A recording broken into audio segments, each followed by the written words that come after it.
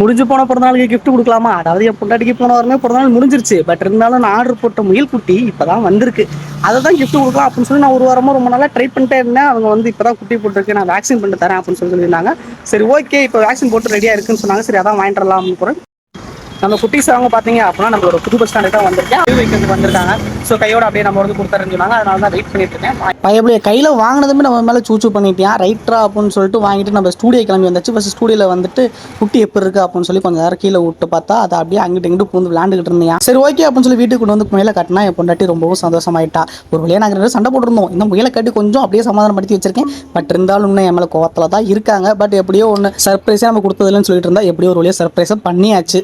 அப்புறம் பார்த்தா தூங்கிட்டு இருந்த சிங்கம் எந்திரிச்சிருச்சு. அப்புறமேட்டுக்கு அவனை தூக்கி அவனுக்கு முயலை காட்டினோடனே அவனும் ரொம்ப சந்தோஷமாயிட்டான். அப்படியே அது கொண்டு வந்து அந்த இலையெல்லாம் போட்டு அவன் சாப்பிட வச்சுக்கிட்டு இருந்தான். சரி ரைட்டு, இந்த குட்டிகளுக்கு இப்போ என்ன பேர் வைக்கலாம், இது எங்கே வச்சு வளர்த்தலாம் அப்படின்னு எந்த மைண்ட் செட்டுமே இல்லை. ஒரு ஆர்வத்தில் வாங்கிட்டு வந்தாச்சு.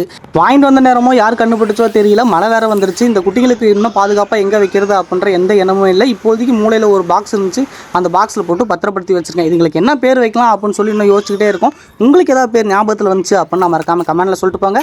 டாடா.